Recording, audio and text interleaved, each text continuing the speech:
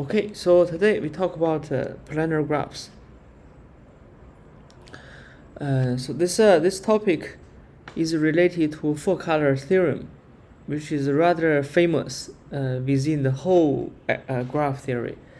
And but today we will only talk about a few definitions, and we get familiar with this topic.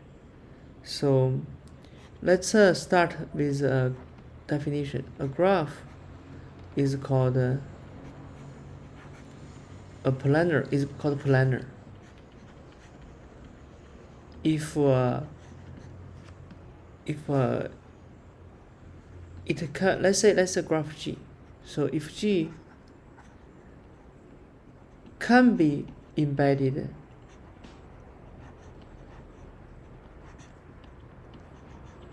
into a plane. Okay, so in fact, by the definition, you can equally define it to be a planar if it can be embedded in a sphere. So this, okay, I mean the surface sphere. Okay, so more precisely, okay, it's not finished, such that edges do not cross. Okay, so the edges of the graph G can only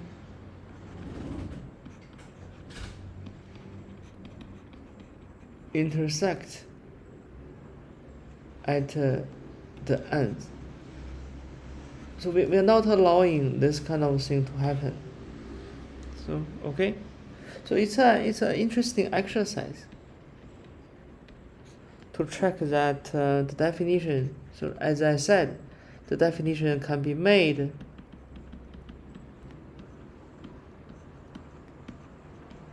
equally, let's say equivalently, for plane embedding or S2 embedding. Okay, so actually here is a hint. So if you consider you have a actually the embedding is just a way of drawing the graph. So if consider you can draw this graph G in the plane. Okay, so there is a face which is unbounded. I mean, all this domain here, which is unbounded, and you can pick any point here, P star, and imagine. No. What am I saying? So you can pick all the. You can imagine there is a point, P star at the infinity. Okay, then you can construct what we call homeomorphism to consider infinity as a point and map everything in the sphere.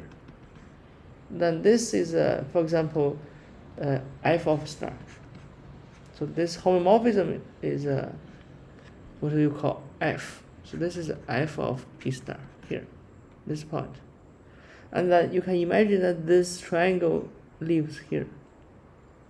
Okay, so in this sense, embedding the graph in the plane into the plane is equivalent with embedding this triangle into the sphere. Okay, so you have to think about it. Okay, so on the converse direction, if you have this sphere and you have some graph embedding here, you pick one vertex, pick one point.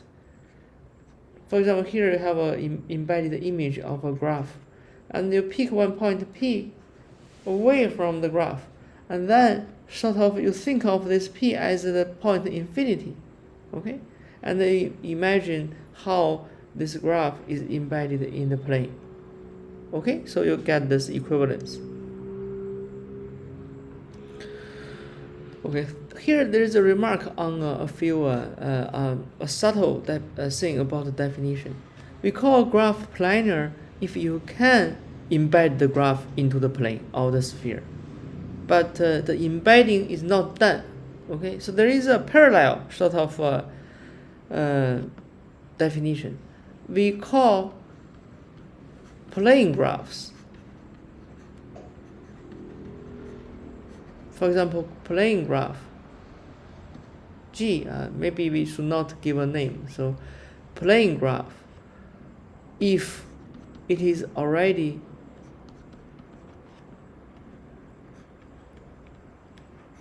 drawn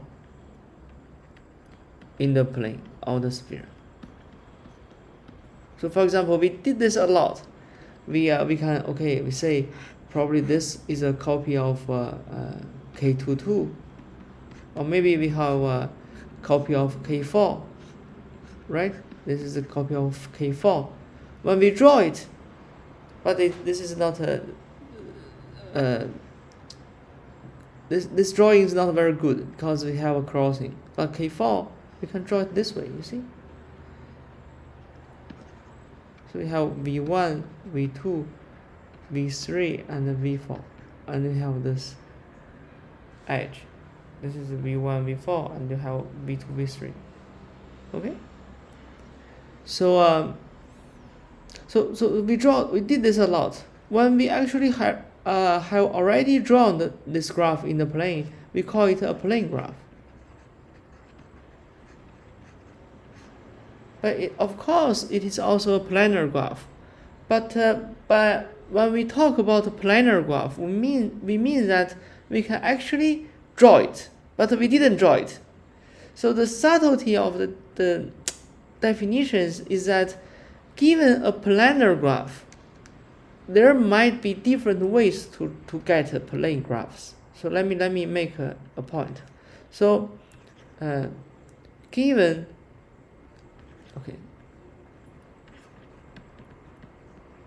a planar graph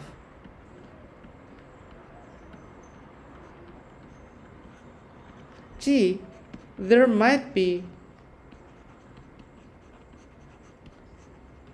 different ways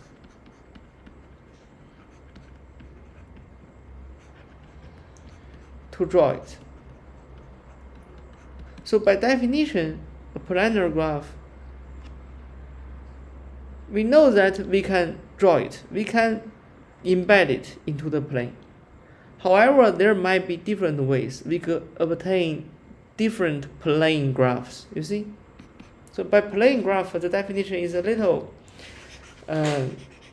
strange, if you ask me. I mean, so the same graph, if you draw it different ways, you obtain two different plane graphs. So in some sense, by a planar graph, we are actually talking about isomorphic equivalent classes. I mean, all graphs who are isomorphic to each other, we think them as the same graph by a planar graph. But plane graphs are different. So okay, so this is a difference of the definition. So in this first part of the class, we want to prove this interesting proposition that K5 is not planar. So it's not a planar graph. So you cannot draw it in a way that edges do not cross. Okay, so let's try to prove. So the proof is actually based on a very important theorem in topology. Okay, so it's based on this so-called Jordan curve theorem.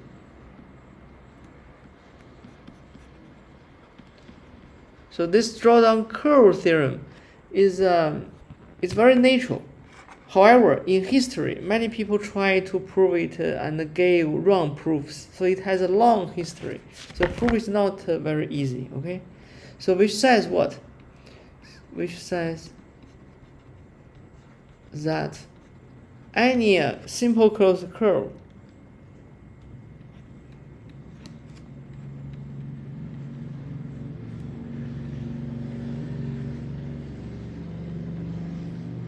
in the plane,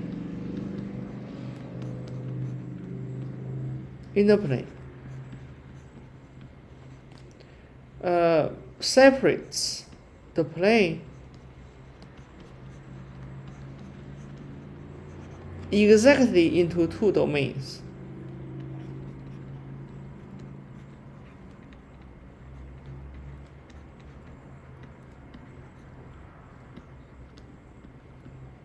Which we call interior of the curve. Let's say the curve has name C. So for any simple closed curve C, you have interior of C and exterior of C. So it says this. So if you have this thing, it's called a simple closed curve. Okay. So it always separates the whole plane into interior part and the exterior part. Because this is a very natural and intuitively correct, but like I said, the proof is not that very easy. But we use this as a black box. Okay, so we will call this exterior of C the unbounded. You see, you always have one unbounded domain and another bounded domain. So this unbounded one, we call it exterior of C.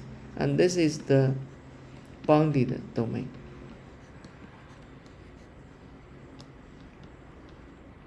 Okay, so now we are ready to prove this theorem.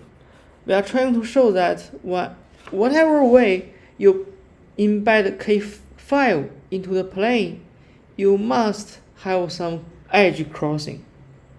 In other words, you don't have crossing-free embedding. Okay, so then you conclude that K5 is not planar. Okay, so let's suppose for contradiction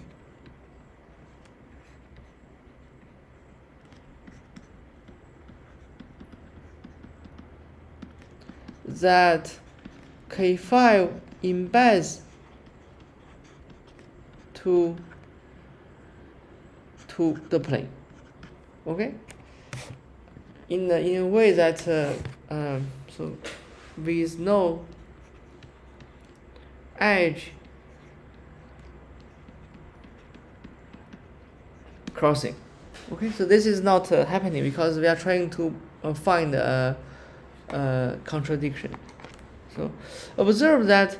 Okay, let's suppose that. So let's suppose the 5 vertices, the 5 embedded vertices. So let's say the 5 vertices, okay, are sent to, so through the embedding, we have the image of all these vertices, V1, V2, V3, V4, and V5. Okay, so clearly, let me. I got interested in this. So V1, V2, V3 forms a cycle. A cycle is as in the graph, but if you already embedded it, it forms a simple closed curve.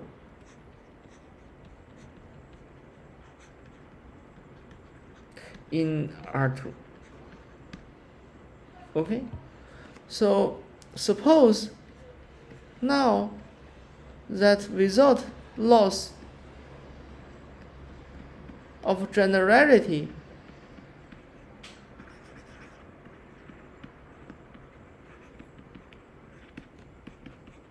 that V4 belongs to interior of C. This is my C. Okay, this is a simple curve I call C. Okay, this curve. So let's say V4 is here, then the embedded edges V1, V4, you see, V2, V4, and V3, V4. Okay, we try to visualize them, we try to draw them. So what is going on here? So this is V1, V2, V3. And we have another vertex V4. I will not write the name because I want to write something else. So I have this V1, V4 edge. Maybe it's a curve, it's okay, okay? We can embed, remember we can embed curves. And here, and here. So this is a V2, V4, and V3, V4. So observe that here we see some other simple closed curves. We call C1 here. C1 is the curve formed by V2, V3, V4. The curve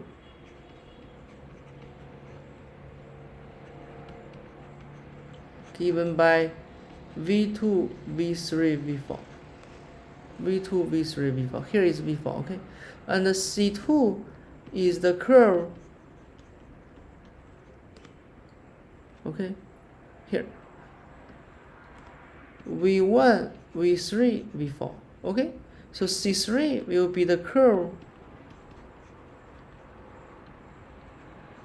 Here is the C3. V1, V2, V4. V1, V2, V4.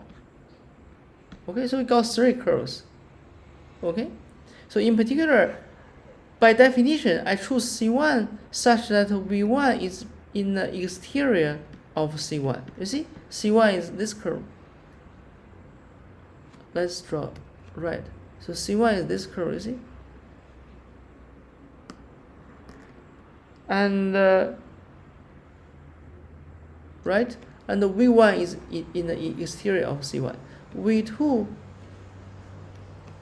similarly, V2 is in the exterior of C2. So V3 is in the exterior of C3.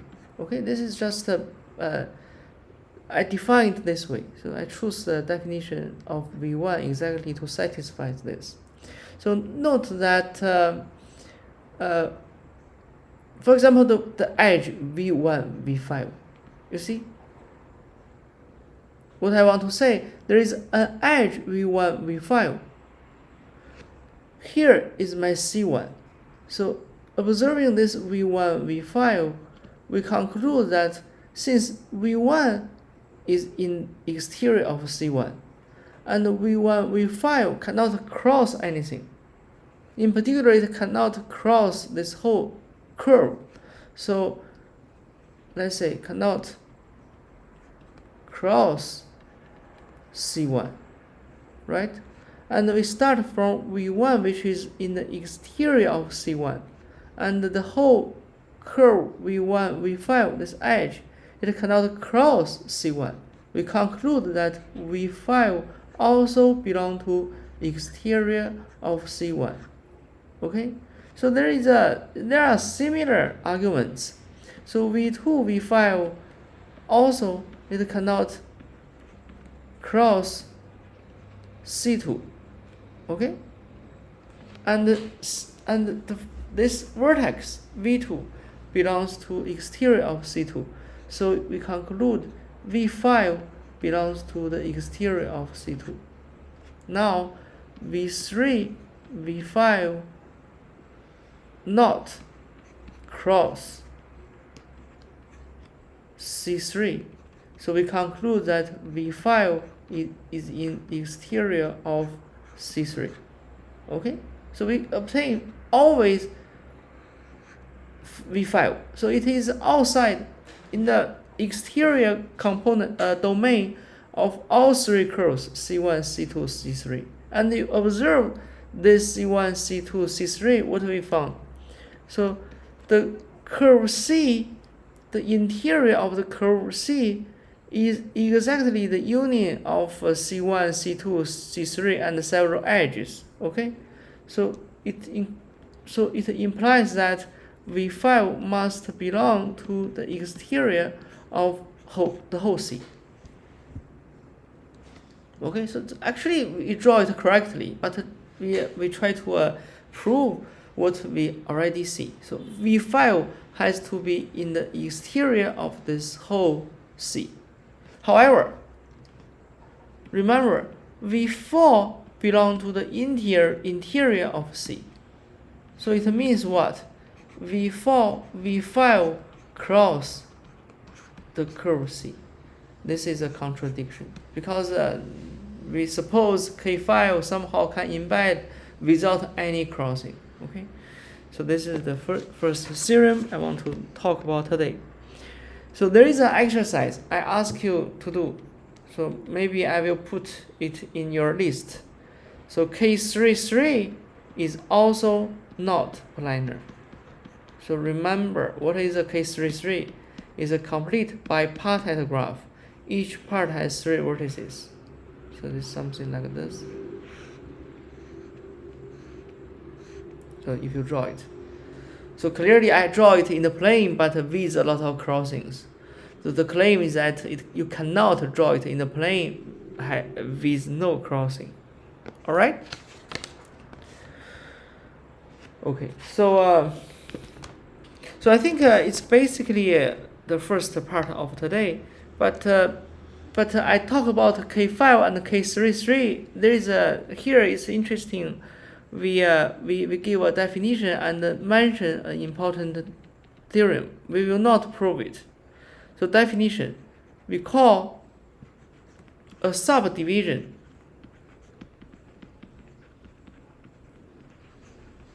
of a graph G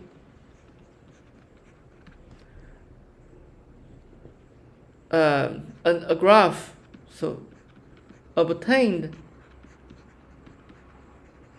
from G by replacing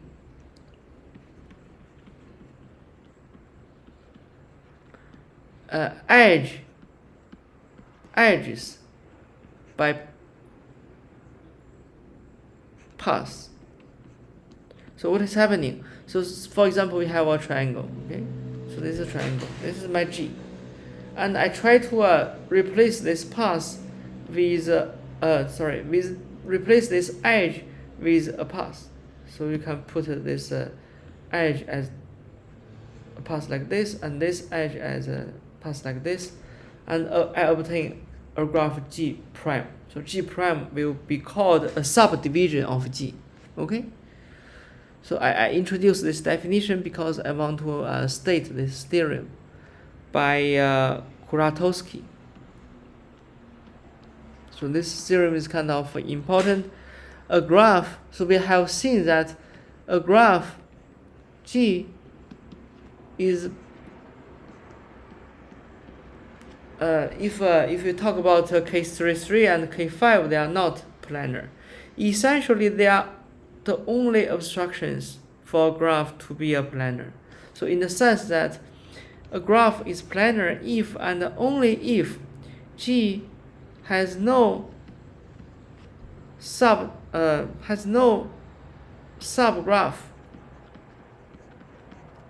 which is a subdivision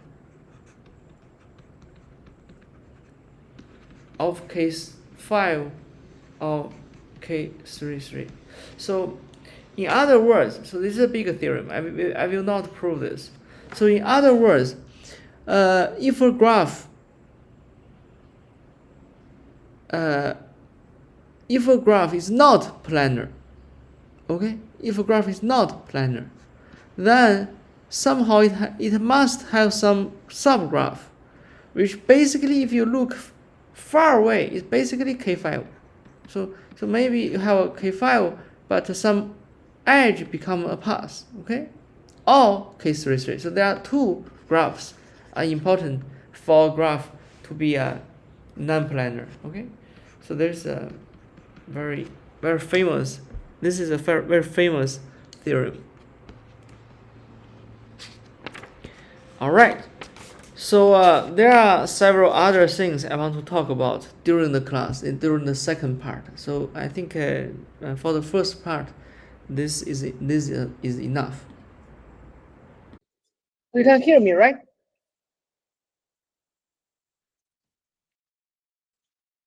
Okay. So a planar graph is a major part in graph theory. Uh, I'm not but it belongs to the series of structural planar graph. So it belongs to the series of structural graph theory.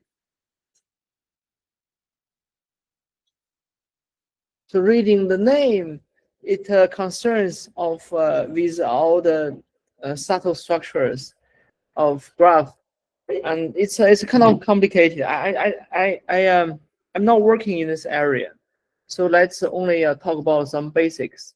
So we were able to talk about how to embed a graph into the plane, and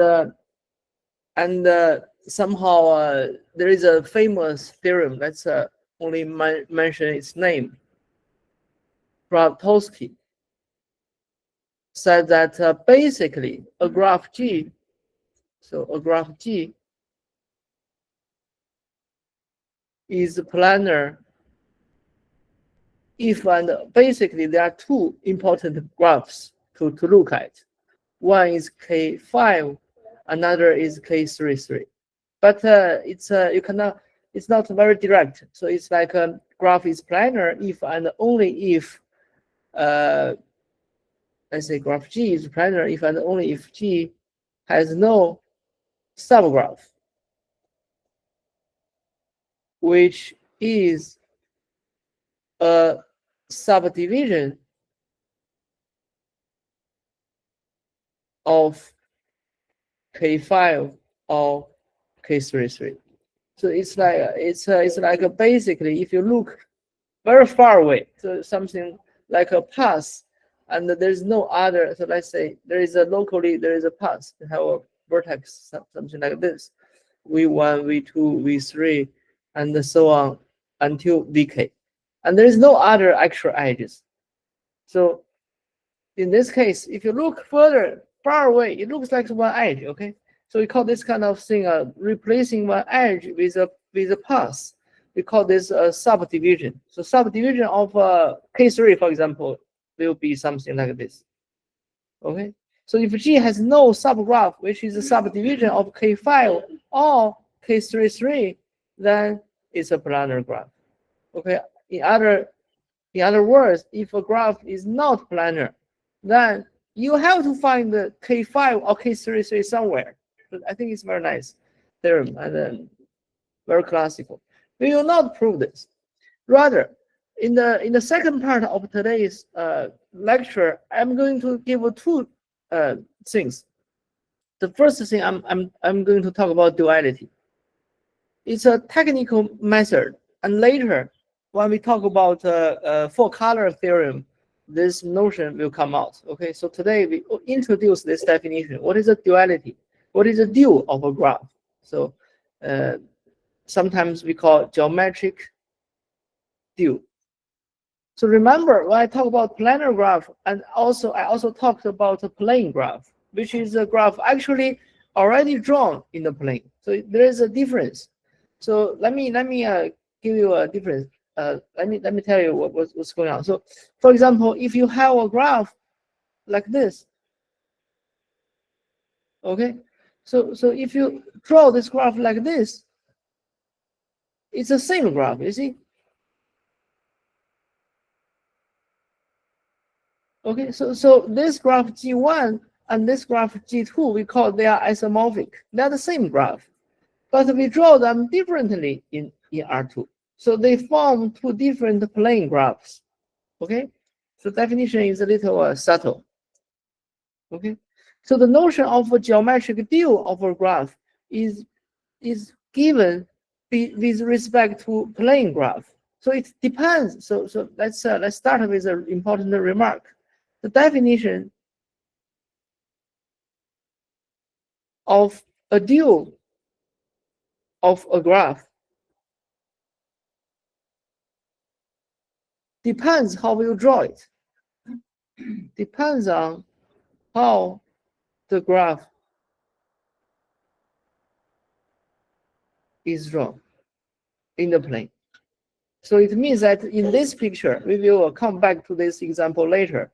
Their dual are two different graphs. Okay, so it seems to be a the same graph, but you draw it differently. By definition, the dual of G1 and the dual of G2 are two different graphs. So still before the definition of dual, I need to look at some special cases. I want to first define, so let me define a face of a graph, a plane graph, okay? Face of plane graph. So it's just a connected component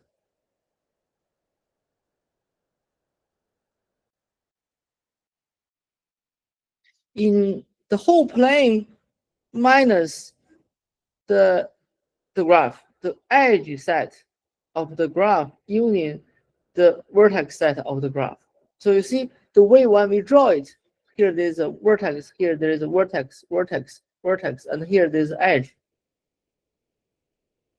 This graph actually divides the whole plane into several connected components.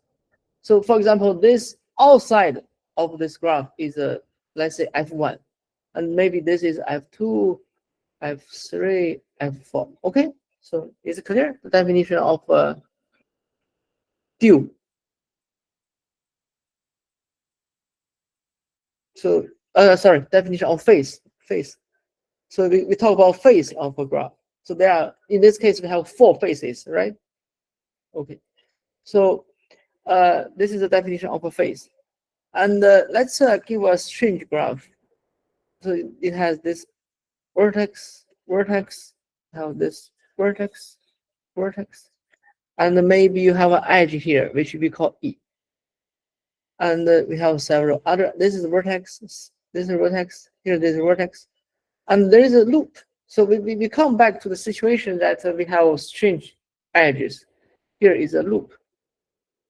So the loop is a strange edge. It starts and ends at the same vertex. Okay.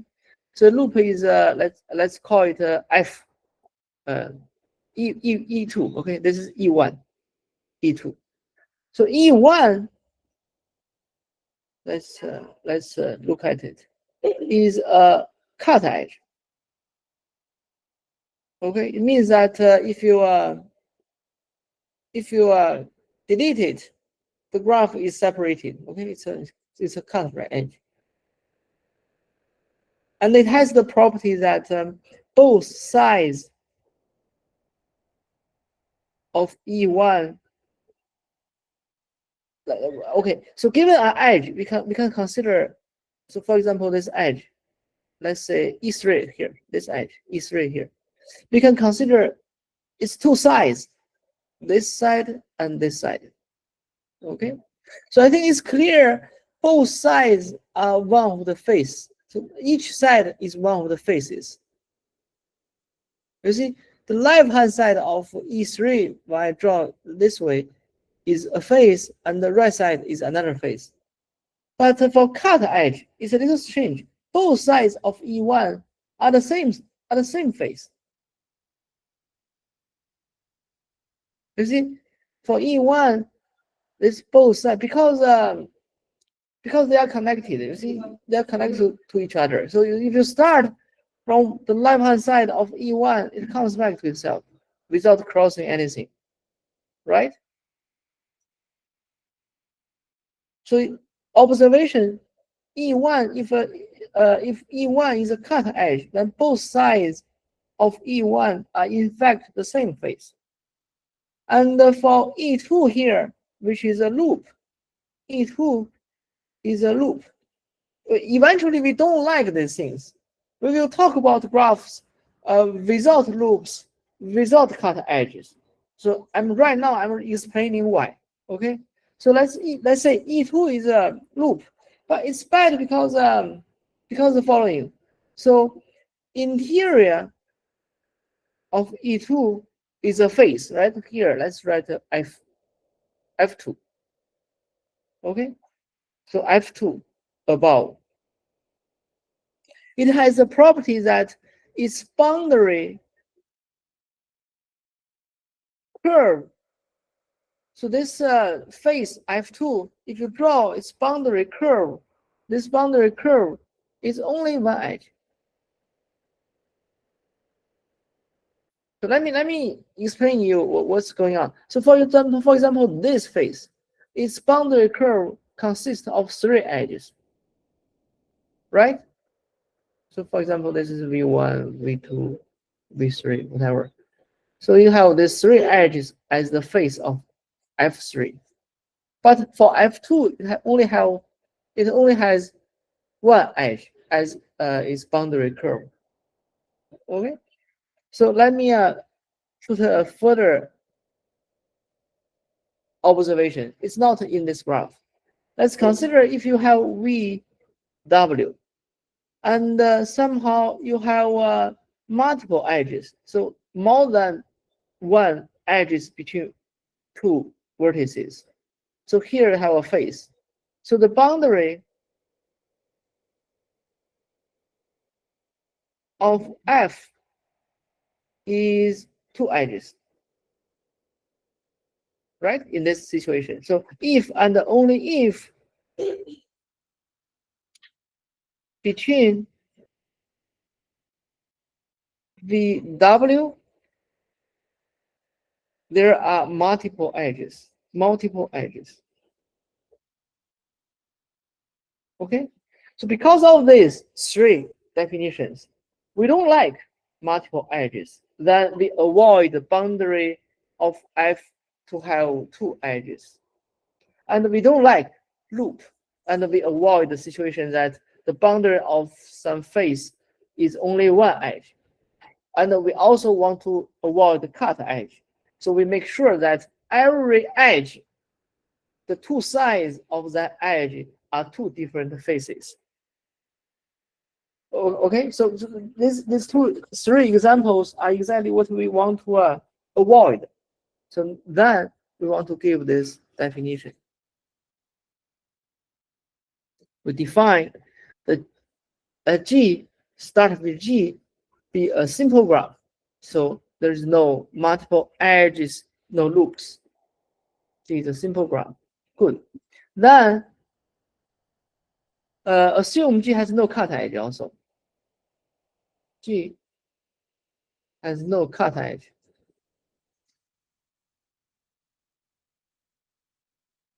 Okay. Okay. So we will define the dual of G as written as G star, for example.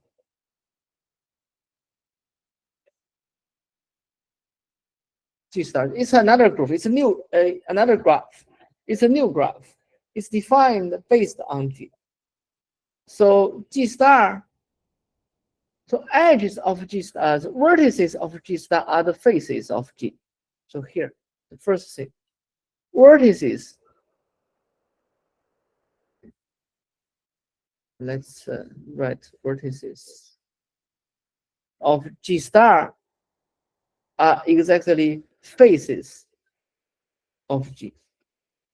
Okay, and edges. So let's say edge, an edge. So let's take F1, F2. They are vertices of G star, so which are faces of G. Okay, so they form an edge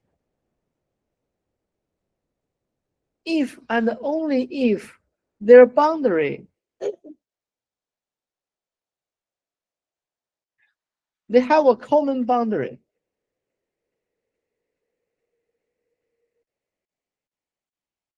Okay, they have a common boundary edge.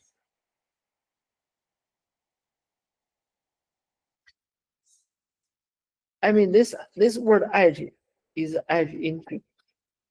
Okay, let me draw something. So let's say G is a graph which is okay. Let me give an example which I promised. So this example earlier. So this is a graph G. So this is F1. So we have several vertices. I don't give name to vertices. Let's draw this. and we have F2 and F3. Okay, and there is F4. F4 is an outside domain. Okay, so it's a face which is also connected component. So you see it is outside of everything. So I have 4 faces. So this is my graph G, and for F1 I have a vertex F1 here for my graph G star, and here I have a F2. So between F1 and F2 I have an edge, because F1 and F2 has a boundary. You see, in graph G, the face F1 and F2 has a boundary edge, and I draw big F1 and big F2. Between them there is an edge. Now I have F3 here and maybe F4 here. My dual graph G star has 4 vertices: F1, F2, F3, and F4. F2, between F2 and F3, I have 2 boundary edges. You see, this is a boundary edge, and this is another boundary edge. So I have to do this. So it has a multiple edge. So I started from G, which has no multiple edge, but I arrive. It can have multiple edge. Okay. And what happens between F3 and F4? So they have 3 boundary edges. So you have to draw 3 edges between them. And between F1 and F4, I have 2 edges. You see these 2 edges. So I draw 2 edges between F1 and F4. What about between F2 and F4? There's no edge. So there is no common boundary. So there is no edge here. Okay. So this is the definition of dual of graph. So we will come back to this later. But at this point, I want you to notice you can make this exercise. So if I draw this graph G differently, I mean it's a planar graph, but I put a G. It looks like the same G, right? So here, but like this. This is the same with G, right? But we write it G prime. So they are isomorphic. And if you obtain G prime star, the dual of G prime is a different graph. So I encourage you to take a look of this example. Okay. So we will come back to this, but today we finish with this topic. I think it's fun. It's not very difficult. But later, please don't forget about this. Later, when we talk about coloring, 4 color theorem, we will use these things. Okay, so we kind of we will use the notion of view to transform coloring maps. You see, coloring maps of real world is basically coloring faces. You give each face kind of a color. So if you use this language, it's kind of coloring the dual graph of some graph, but it becomes the vertices of some other graph. You see, because face, you can transform face of a graph to the vertex of another graph. So we will use this point of view later. Okay, so the next topic. So here we introduce some several topics. Each of them is not so difficult, okay? But it's equally important and famous. Next topic, we talk about Euler's formula. It's a very famous formula. It tells about a relation. So if you have a connected graph, G is a connected graph, plane graph.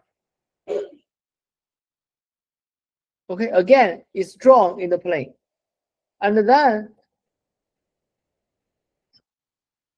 the number of vertices of G minus the number of edges of G plus the number of faces of G is exactly equal to 2. So this is a formula which I'm sure you have heard of this at some point. Because I think it's super useful in Olympic competition, right? Have you heard of this? Yeah, great. So today we try to prove it. Okay. The proof is induction. Okay, so it's not it's very beautiful. It's and not very difficult. Comparing some previous topics, some previous theorems we proved, this is not a super difficult proof. So we induct. But the induction is a little subtle because usually when you do induction, your base case is only one case. But here the base case is a family. So we induct on, let's say, the number of faces. I mean, a family in some sense. I mean, the base case is a family because of the following. So let's say the base case is what? Is f of g is 1. Okay, so you have only one face. So if you think about this, if the graph G has only one face, it means that G is a tree. You see, if you have a cycle somewhere, then you have at least 2 faces. So in this case, the base case is a lot of situations. Each of them have the same number of faces, which is 1. So we consider all trees as our base case. So for trees, let's check. Okay, the number of vertices of a tree. Let's write G equals T. Okay, a tree. The number of vertices of a tree,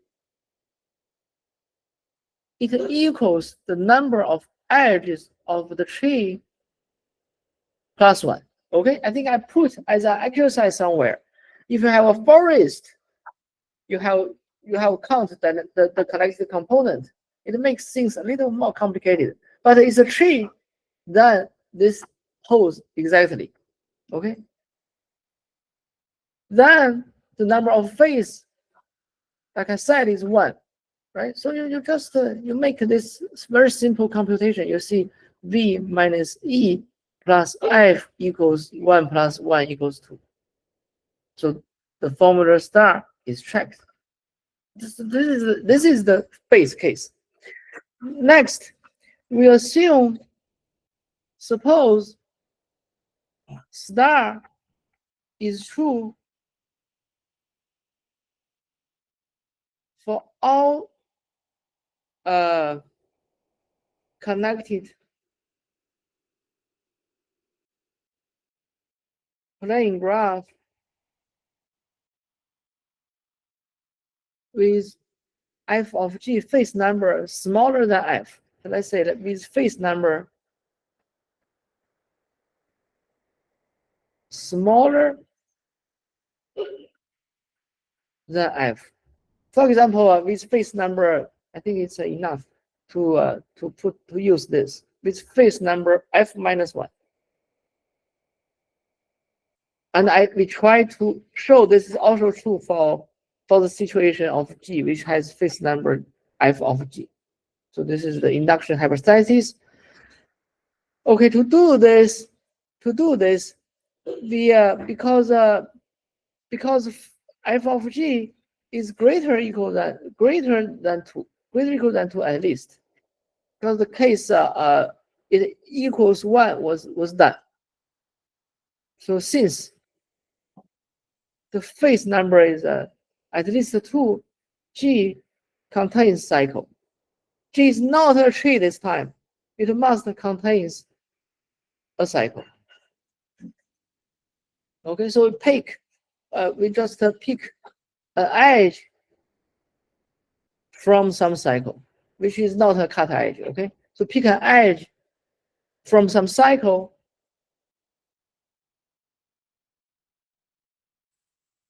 So by the way, it implies that this edge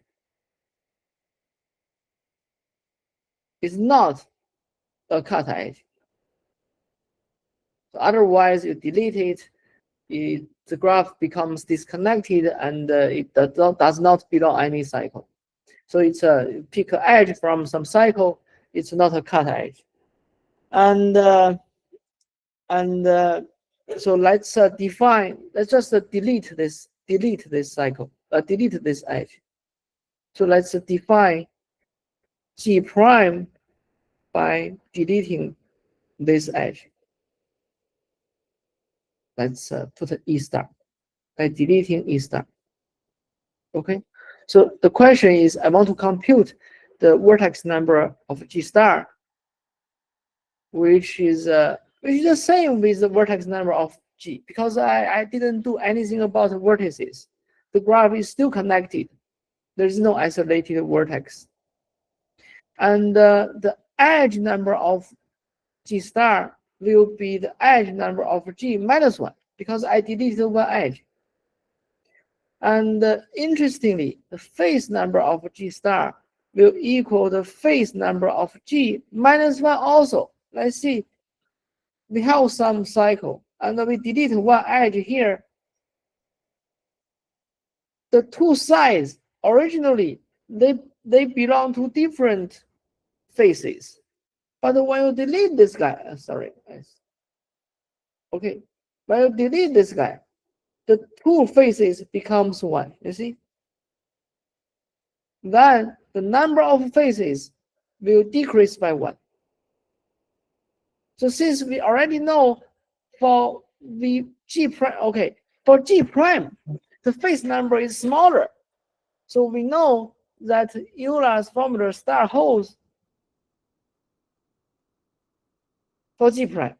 So which means that V of G prime minus E of G prime plus F of G prime equals 2. And then you use all these relations. It's not very difficult to see that it implies Eula's formula for G. Okay? So this is the proof. So Eula's formula is super important, and it has so it comes to it's far-reaching. Okay, so there are a lot of generalizations, and it evolves to a lot of topological problems, and for even for graphs, let's see the power. Let's try to see the power of Eula's formula. So let's give a corollary of this theorem. So G is a simple graph, simple plane graph. Or planar graph is okay. So planar graph, you find a way to draw it. And then let's assume it has n vertices, m edges. N is at least 3. Then m is smaller or equal than 3n minus 6.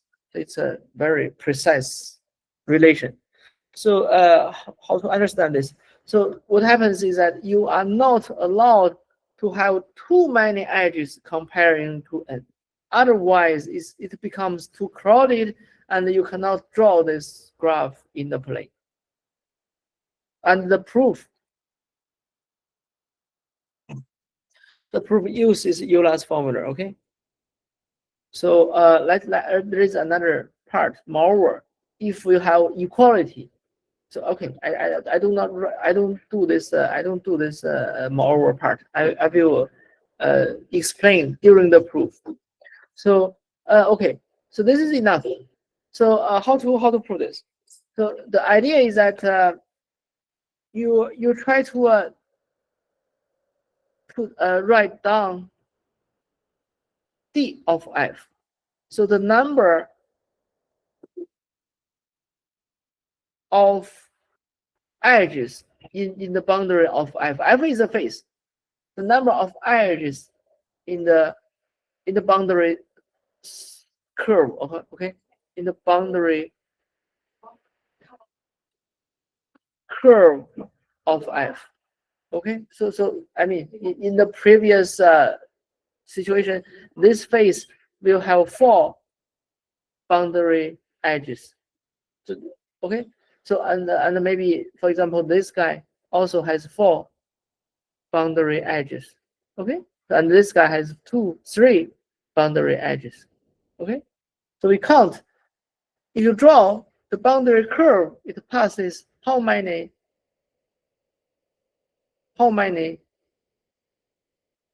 edges? So if you compare with the definition of dual graph, in the dual graph, the face is an edge. It's basically the degree of that. The face is a vertex. So it's basically in the dual graph the degree of that vertex. Okay. So we want to use this number. So the total number of edges times 2 is what? Is the sum of all the faces. We count the degree of faces. So this formula is similar to the very first formula we introduced in graph theory. Okay, because if you have a face here, every edge will be counted twice. Because when you count df1, you counted this edge. When you put df2, you counted this edge again. So 2 times the number of edges equals this sum. You sum over all the faces and the degree of it. So on the boundary of this face, how many edges are there? So this is the first equality. And then it is at least at least total number of faces. And each one, D of f, contribute 3. Because we don't have a loop, we don't have multiple edges. So each D of f is at least 3. So this is what we explained earlier. Okay. So and here there is a interesting thing. So here this guy is actually equality happens only when every face has degree 3. Okay, if one face has degree 4 or larger than 3, then this cannot be an equality. We remember this. So in the end, we're trying to show that some equality happens if and only if some conditions happen. Okay. So now we will use Eula's formula. By Eula's formula, this gives you 3, and f of g is what? N minus m plus 2. So this is Eula's formula. F of phi, you see, f plus m. I think I got it wrong. M minus n. So f plus n minus m equals 2. So I put everything on the other side. Okay, I got f equals m minus n plus 2. So this is Eula's formula. I got this. Okay, put it together. It's a simple calculation. We got m is smaller equal than 3n minus 6. And moreover, equality here happens if and only if every face has exactly 3 boundary edges. Okay, so we call this graph. If this happens, we call this triangulation.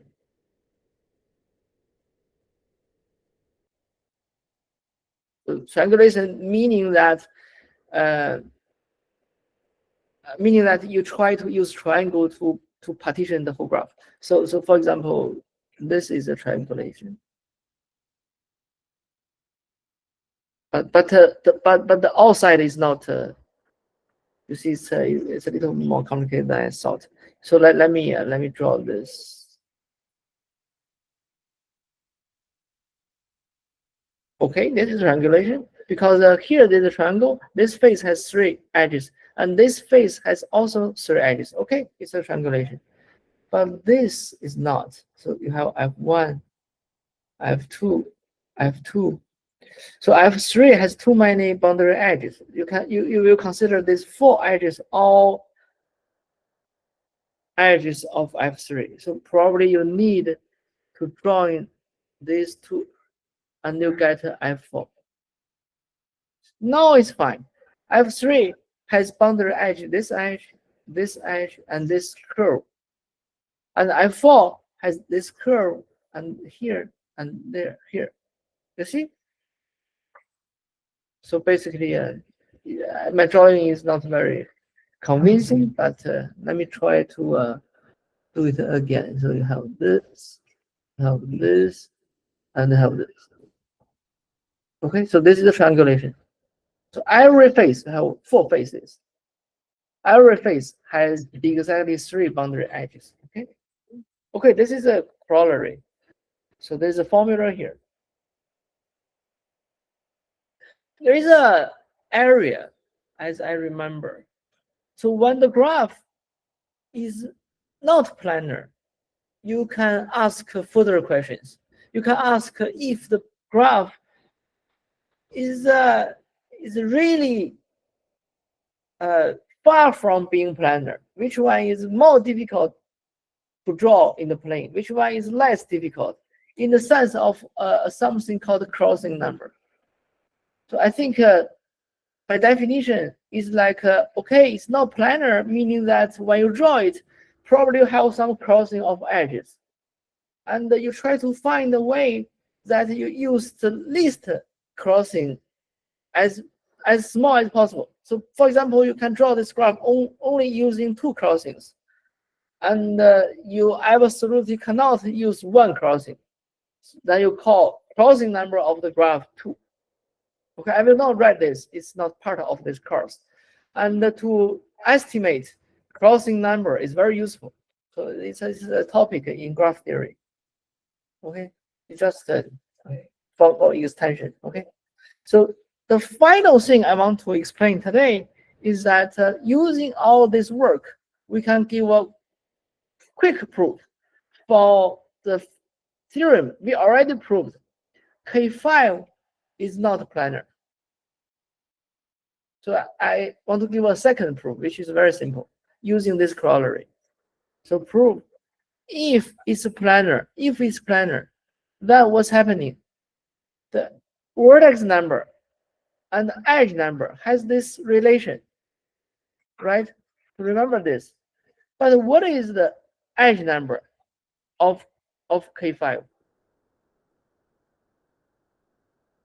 So it's 5 choose 2, right? It's 10. It has 10 edges.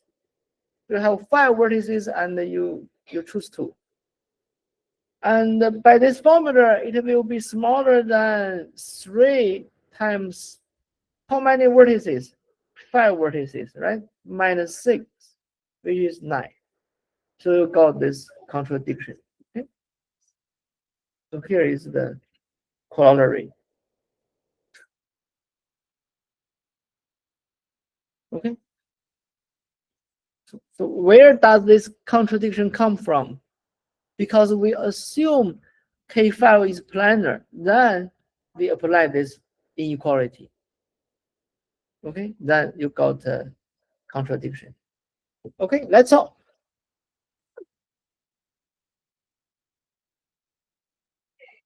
Any questions?